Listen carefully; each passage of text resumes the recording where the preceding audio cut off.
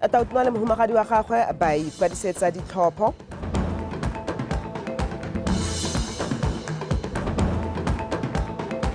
Go tla agiwa sepatela se segolo kwa Kanye.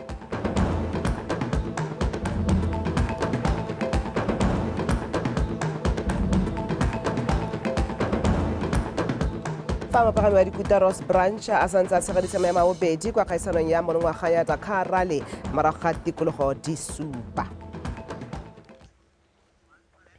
Motho wa dumela nka mogela bo amogela tshepiso sekolo ena tla ba go ranela dikgang tse ka puo ya diatla.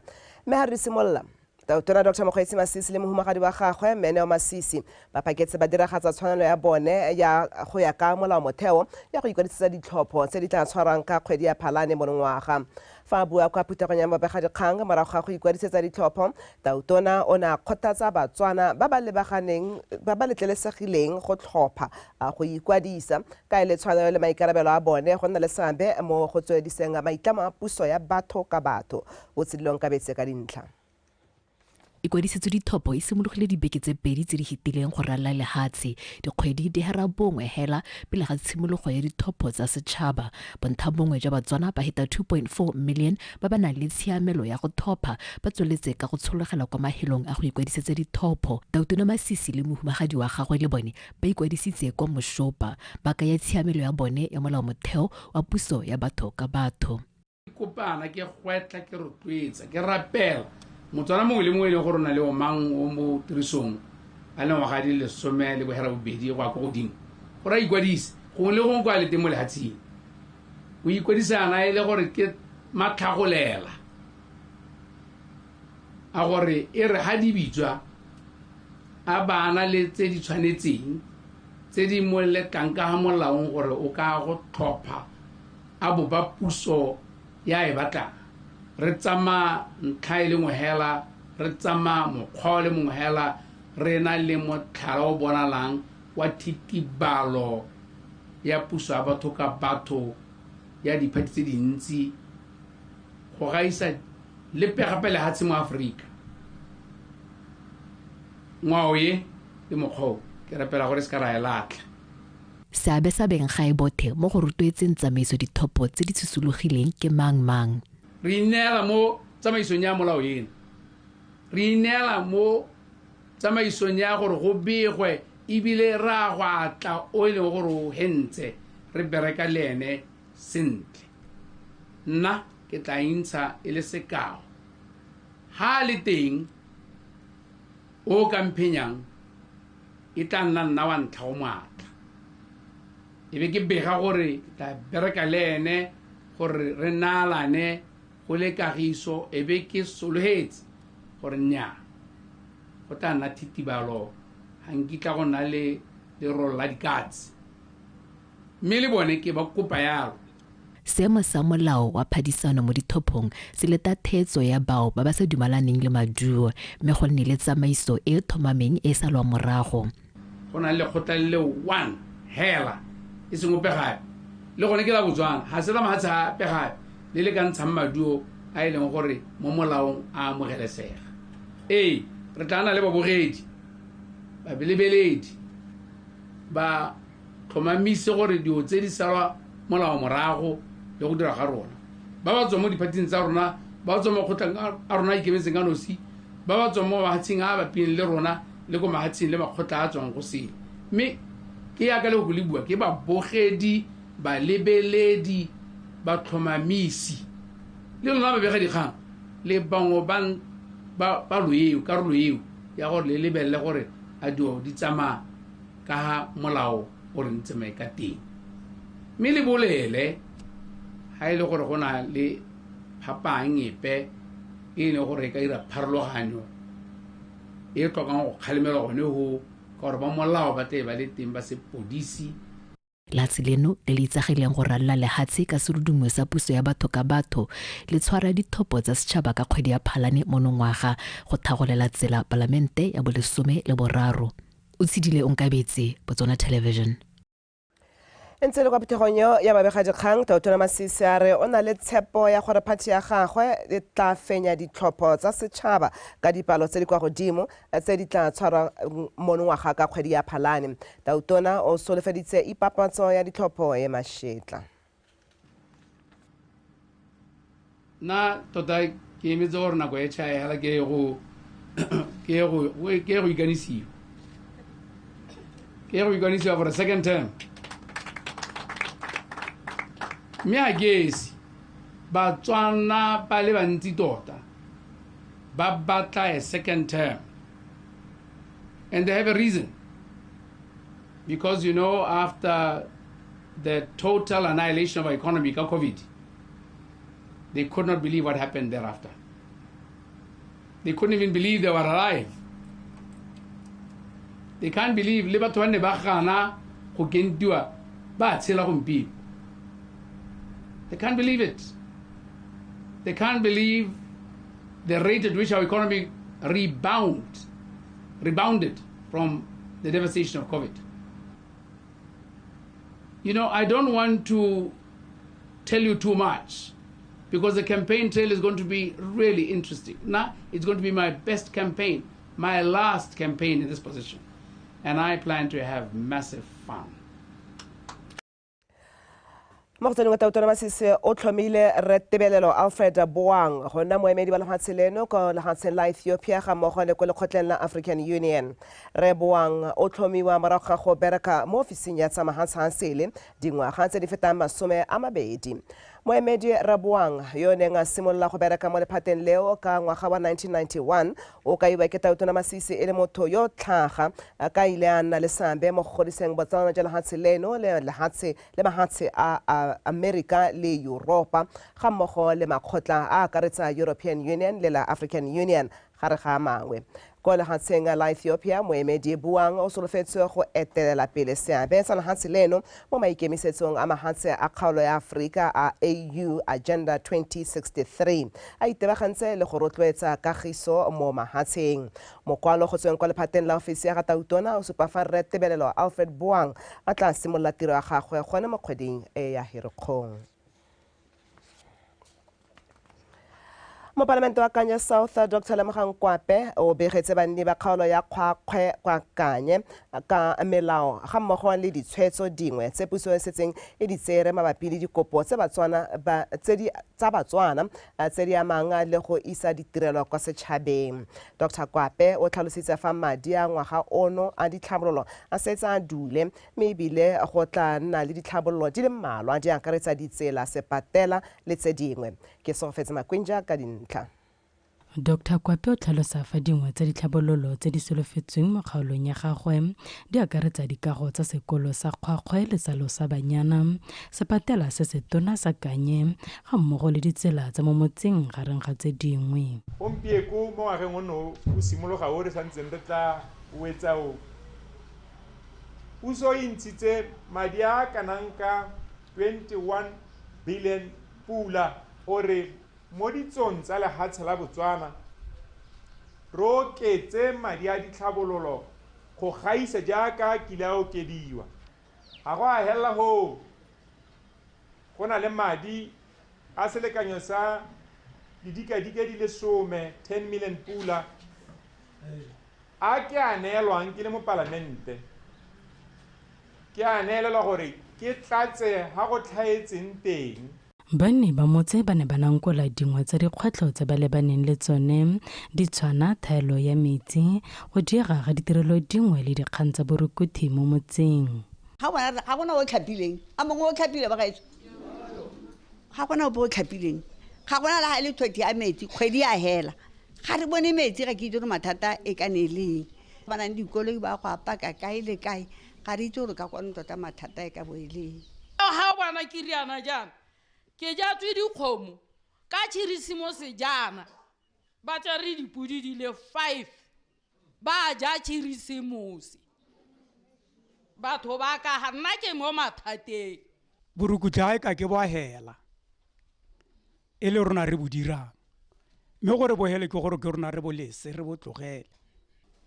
So se ke re ke se itemogetseng thata gore se rotloetsa borukutlhi tse go rata botshipi mo bo rata yana o sa bo batle mo shopong. Mo palamente o nako netelela ka go kopa setšhaba go iketletsa go ikwadisetsa lenaneo la temo le tlotlo go thusa go tokafatsa matshelo a bone. Ke se go fetse Makwinja, BTV News, Kanye. Tona Lephatala itshireletso ra Kagiso Mmusi a re go isa dikitso tse di maleba ke konokono mo go atlegeng go ntsha maduo ga mmogo le go nna le maitshwaro a amogelesegang mo setšhabeng. Re Mmusi o tlhalositse se mosong ono mo Gaborone jaaka na semodisa semmuso ithutuntsho ya malatsi mararo ya badiri ba lephata leo e tla bong itebagantse le go ba nonotsha ka dikitso tebang le go fetola maikutlo, dikakanyo ga mmogo le maitsholo. Mojadi Mokibelo ka dintlha.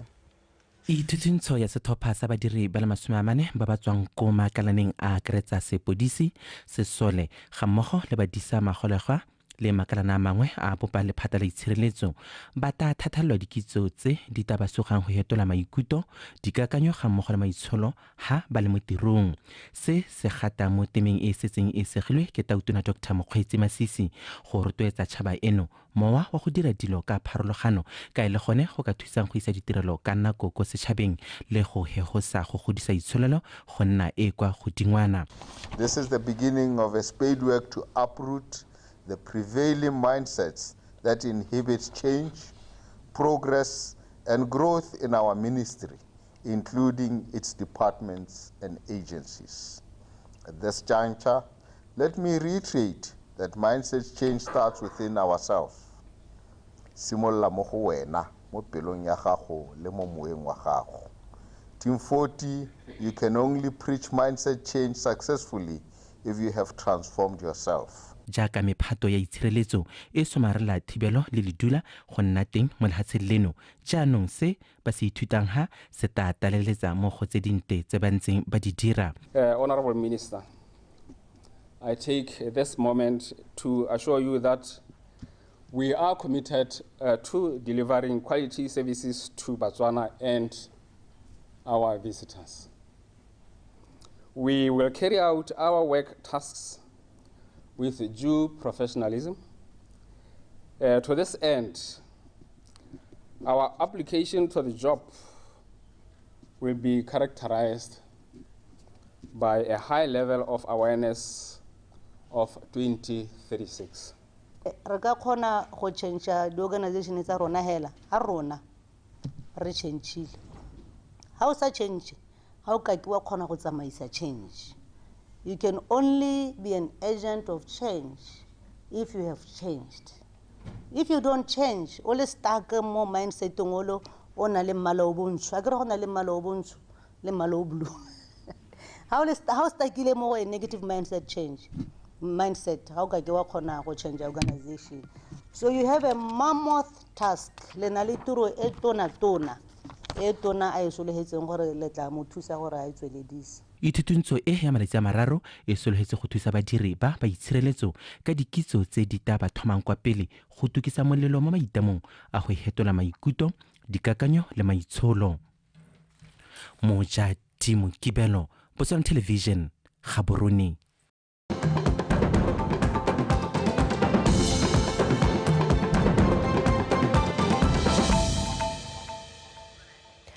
Motho dikgantse di a tswelela mme ha re tswela tona wa tsa madi mme Peggy Serame a re dithulaganyo tsa kgaoganyo ya madi a setšhaba ya monongwaga di tsamaela kwa motsuong. Tona Serame o tlhalositse fa ba na le seabe botlhe ba ba maleba go akarediwa le khuduthamaga ya matona a puso ba setse ba rerisitswe le megopolo ya bone e amogetswe. Tona a re mo nakong eno lephata la gagwe le mo dipaakanyong tsa go rola ga pego ya kgaoganyo eo e tla rolalwang setšhaba ka kgwedi ya Tlhakole kwa parlamenteng. In May, we start the process internally, do the technical work in the Ministry of Finance. In August last year, I launched officially in Muchudi the process, even launched the WhatsApp numbers where you can send your comments and all that, and also educating Botswana about that. And then September, October, November, that's when we had the budget stakeholder in Mahalape for the youth, in Francistown general stakeholders, in Hukwinzi for the local authorities, and then we went to Tlokeng for members of parliament, Pito. And then following that, Then as we engage, we get feedback from people. We look at our numbers. We try as much as possible to align the numbers to what people are saying. Right. But of course, the bulk of the budget always will go towards ongoing project. And then once that is done, in December, that's when now we finalize the numbers after having other internal consultation process in government where there's estimates committee and other committees that sit. And then in December, I present the draft budget to cabinet. Right. Once I've done that, they'll give me their comments. I go refine my numbers, do this and the other. So cabinet would do their work before I go for Christmas. So right now it's just to refine the speech that is presenting the budget and a few documents that go along with the budget. Kwa Francistown mo bekeng ya bobedi ya ikwadiso ditlhopho ikwadiso kwa toropokgolo ya bobedi go bolelwa e tsweletse sentle mogolwane wa lekgotla le tsamaisang ditlhopho kwa Francistown me itumeleng gabake o supile fa banne ba toropo eo ba santse ba etsaetsega ka gore ba tshwanetse go ikwadisetsa kae ka go bo go fetotswa melelwane ka go okediwa ga dikgaolo tsa botlhophi go nna tharo. Faith Ditete ka dintlha.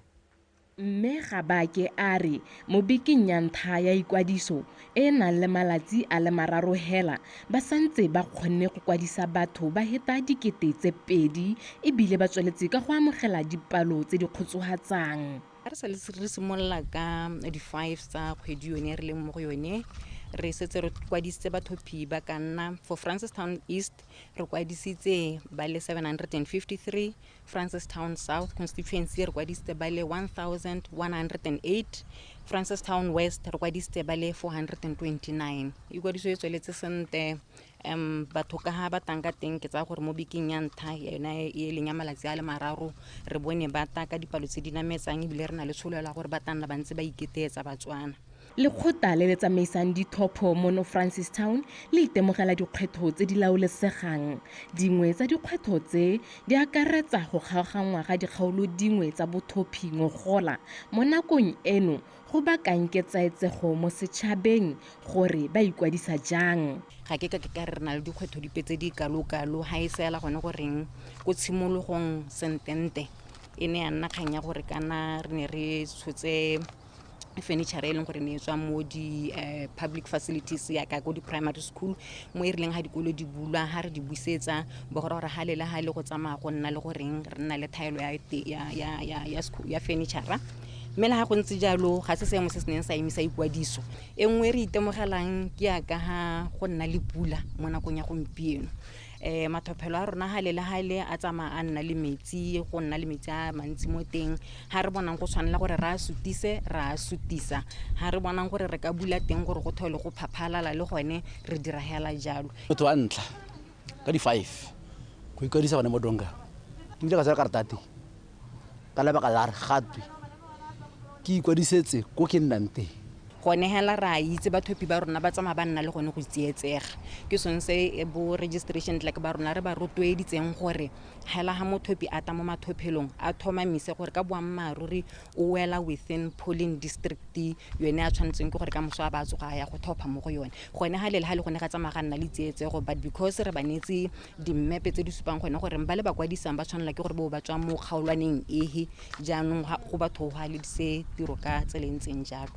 Banni ba amogetse ikwadiso ka boitumelo jaaka ba ipaakanyetsa paka ya ditlhopho ba supa botlhokwa ja go ikwadisetsa ditlhopho. Ikwadiso mo go nna ke so se botlhokwa ka gore ke nna ke tsang bo ikarabelo mo lehatsheng ka go ikwadisa tota go thusi gore ke complain ka ikwadiso kana ke complain ka gore ga gona se me nna ke sa tsei tshwetso ya gore ke ikwadise a kere ikwadiso ke so se botlhokwa tota ke kganye le gore rotloetsa mongwe le mongwe ga o le monni wa lehatshe o ikwadise. Lekgotla le le tsamaisang ditlhopho mono Francistown le tsweletse ka go rotloetsa Batswana go ikwadisa ka bontsi pele ikwadiso e tswalela kgwedi ya Herkgong e thola ga 5. Faith Ditete, BTV News, Francistown. Balemirui kwa merakeng le masimo a maiswe mo kgaolong ya Bobonong ba re batlana ba ikhuditse mo go rekeng dijo tsa leruo ka jaana pula e nele ka selekanyo se se nametsang. Dikgang wa Botswana Television Karabo Molusi ona etetse balemirui ba bosheng go utlwa gore seemo sa luba e ntse le se sentseng jang le gore dipula tse di neleng di tla thusa jang seemo seo.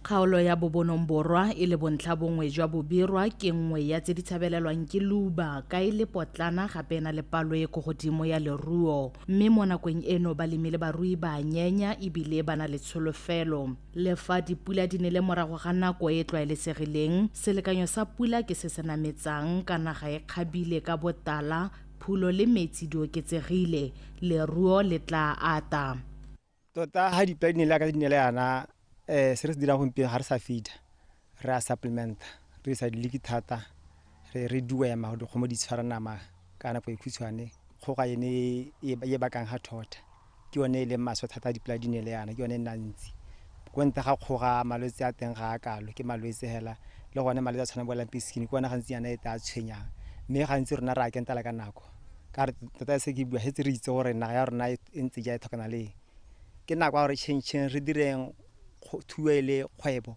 ka mabaka a gore ke yone gompieno le gore ka re thusa nna ga ke lebile yana letsatsi le lentsi le ne la hiketsa balemi ba temo ya nosetso mme ba supa gore pula e sa tswang go na e dirile pharologanyo e kgotsofatsang pula e sa tswa gona e dirile go siame thata e kgonne go thusa dijalo gore di tsoge ne di na le bothatanyana ja heat stress di kgonne go tsoga mme e re tiseditse mathata a mohero e le gore ga re kgone gore o laole jaanong kana ga mohero o tsile yana o tla le diji hela tse dintsi tse e le gore ga o di laole or else o kgona go lusa thobo ya gago yote ke ngwaga wa luba tota mme hela ga ona le maikaelelo luba ga e nne sekgoreletsi o leka ka nata gore o kgone gore thobo ya gago o isireletse ka maiteko a balemi barui mo kgaolong ya Bobonong ba supa maikemisetso a go nna le seabe mo goreng lefatshe leno le kgone go ntsha dijo tse di lekaneng mme thulaganyo eo e simolola mo dikgaolong.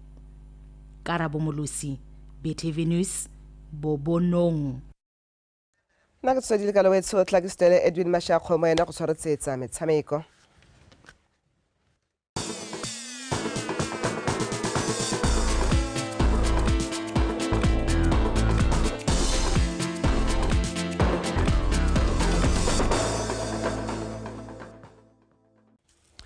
Ke leboge one mothetso madume dumela le potlapotla le ja pudi modikologa o ja kgomo ya tona a re disale morago ka tsa metshameko ke Edwin Mashakgo me tsone tsare Ross Branch o santse a tshegeditse maemo a bobedi mo karolong ya dikuta ya Rally GP morago ga go fetsa tikologo ya boroba bobedi a le mo maemong a boroba bobedi. Monna wa Hero Motorsport o feditse tikologo ya bosupa mo maemong a bone ka Sontaga o kgonne go fetsa tikologo ya boroba bobedi ya sekgala sa dikilomitara tse 678 mosong ono a le mo maemong a boroba bobedi ka nako ya diura tse 3:30 le boroba bongwe. Tikologo eo e gapilwe ke monna wa Argentina Kevin Benavides ka sekuta sa Red Bull KTM a letelelwa ke morwarragwe Luciano Benavides fa Adrian Van Vebren wa Monster Energy Honda a le mo go a boraro. Morago ga tikologo tse boroba bobedi Ross Branch o santse a le mo maemong a mantle a go gapa kgaisano eo ka le mo maemong a bobedi mo karolong ya Bike Rally GP fa morago ga Ricky Brabeck wa Monster Honda. Ka la bobedi bakgweetsi le bapagami ba tla phadisana mo tikologong ya boroba bongwe e le ya dikilomitara di le 639 go tswa kwa Aldua Dimi go leba kwa Hale. Kgaisano ya Dakar e setse ka tikologo di le 4 fela jaaka e wela ka la botlhano kwa Yabu.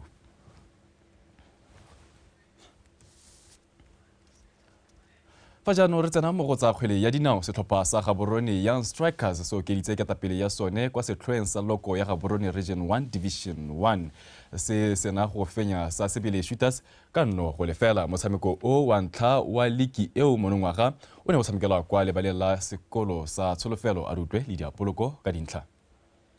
Gaborone Young Strikers ba tsene mo motshamekong o ba le kwa setlhoeng sa logo ka dintlha di le 26 ba fentse metshameko e fera bobedi.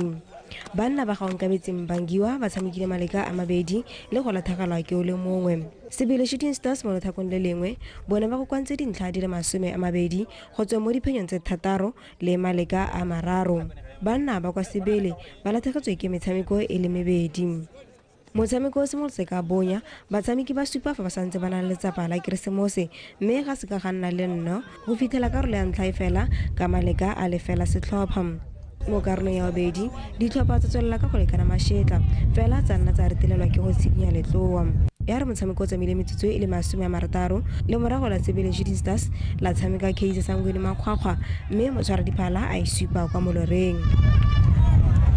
Moemedi wa tlotse a se kaedi ya sebaka a nosanno ya phenyo. Motshameko fela ka phenyo ya nnogo le fela go netefatsa fa Young Strikers e bula ngwaga ka phenyo go oketsa ketapele ya bone kwa setlhoeng. I am very impressed because we long planned for this win. Salary bula ka di 4 and that is the sacrifice everybody madu ha yona gompe. The intention was to keep the ball because we know that these guys have bula well in time, so we had to keep the ball to tire them so that at the end they'll be tired. That's how we punish them second half. First game, the first year always in Nadingalo, especially these players about some of the Christmas festiving and a bunch about Sameka, they are fatigued, but overall they played well. Masamiko on that the second half. By the moment they are similar second half, when I play it's really stronger.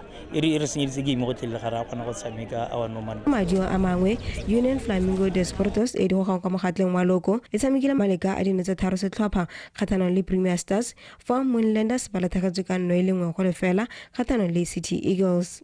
Queen Happy Hearts le the Crowns ba tshamekile maleka a le fela setlhopha fa Enfield Walkers lone e nnile letsatsi le le seng monate jaaka ba padimolwa ke Vicomates ka dingwetopedi go ile nngwe. Brother Sundowns le Powerline di tshamekile maleka a nno setlhopha. Kings Park Rangers e kgaogane ntlha e le nngwe le setlhopha ba sena go tshameka maleka a dinetse tharo le boikanyo. Marapula Hungry Leopards e tshamekile maleka no setlhopha le se se sokolang sa Brothers United se se santseng se tsomana le phenyo ya sone ya ntlha ya paka eno. Lady Apoloko, BTV Sport, Gaborone. Re salefo modulasetilo wa komiti e o kametseng kgwele ya dinao ya borre le bomme ya kgaolo ya Gaborone Thapelo Mothusi a re e re lentswa ba nnile dikgwetho di le mmalwa mo ngwageng o fetileng o itumelela fa liki ya bone e simolotseng ka teng monongwaga ka jana metshameko yotlhe e baneng ba e rulagantse kgonne go tshamekiwa. Game tsa rona di tsamaile sentle ka ngwaga o montšha. All the games that were fixtured mongwe le mongwe o kgonne go tshameka ke bone gore itumeletse tsone. Challenge tse re di facing ke ha le go rana di-referees go di tla sentle ko mabaleng go ra itse go ya di-festival mongwe le mongwe o thaisa ka nako a e batlang so go la go rana di-referee di a gokotsega mo di-gaming tse dingwe ba refa ba le babedi o mongwe a refa le one. But everything was okay. Good things to come. I think we have a tournament that and the playoffs so it's and I hope Young Strikers guys stay super.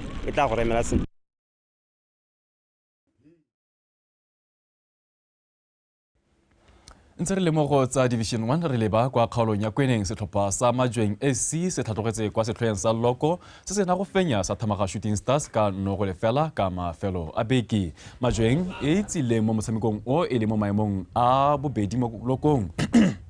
Fa morago ga Sanyane Celtics ba bone nno ya phenyo ka Pikati mo Kokong mo karolong ya bobedi go netefatsa fa ba tlhatlogela kwa setlhoeng sa Loko. Seo e ne e le phenyo ya bosupa ya Majweng mo metshamekong e le 12 mo pakeng eno go ka ema ka dintlha di le 26 fa yone e ne e latlhegelwa ke wa boraro go sala mo maemong a boraro. Ke tsela gore morale lone go godimo mo le mo ke o batlang go bona team e le mo seemo se le gore se seng ka thela ka game anga ka bua sepe se sentse ke ithuta le next sense ke ithuta diplara a ke se ke itse gore yo ke ma yo go iralang but ke gone go na le bone beke so fa go gone go na le di changes ke bona gore di ka mperekela off season lot of festive games lot of injuries ara simola sento go tswa go Christmas Motheso mashimanye a mmutla a baya mmutla na pelo di amogele di le kalo tsena kwa bongwe di be khutlo go nne fa tla ke le bogetsa lo morwa re tota pele ga di garela a re di garele tota ka tsa AFCON mo metshamekong ya sejana sa AFCON sa 2023 Egypt le Mozambique di letse di tshamekile maleka a dinotse pedi se tlhopha mo motshamekong wa Group B mo toropong ya Abidjan kwa Ivory Coast maduo ao a tlogela Mozambique le Egypt mo maemong a bobedi le a boraro ka tatelano eo mo Group B e eteletswe pele ke Cape Verde. Bommampudi ba kgaisano e makgetho a le supa ke bone ba butseng dinno motshameko o tsamaile metsotso e le mebedi fela ka nno ya ga Mustaf Mohamed. Fela Mozambique e ne ya tshameka maleka a nno setlhopha le the Zebras mo motshamekong wa botsalano beke e fetileng ba boa kwa morago ka mashetla mo karolong ya bobedi ba tsaya ketapele ka dinno tse pedi. Le gale the Pharaohs ba kgona go falola tatlhegelo eo mo motsetsong wa dikgobalo jaaka monna wa Liverpool Mo Salah a no sa penalty go netefatsa fa ba kgaogana dintlha mo motshamekong o wa Group B. Mo metshamekong e mengwe ka Sontaga e ntse e le mo Group B, Cape Verde e makaditse the Black Stars tsa Ghana ba ba fenya ka dino tse pedi go le nngwe fa mo Group A Nigeria le Equatorial Guinea di kgaogane dintlha ka maleka a nno setlhopha. Metshameko ya AFCON 2023 ya tswelela tshokologong eno mo Group C basireletsi ba sejana Senegal ba kampana le Gambia fa Cameroon yone e kampana le Guinea. Mo Group D Algeria e simolola kgaisano kgatlhanong le Angola ka nako ya 10 bosegong jono.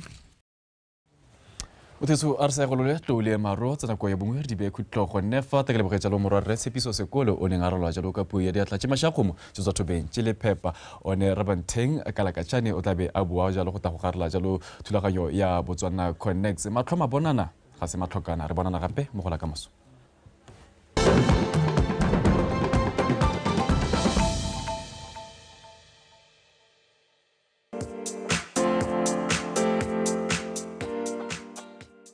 As we begin the year, it's very important to set our financial goals.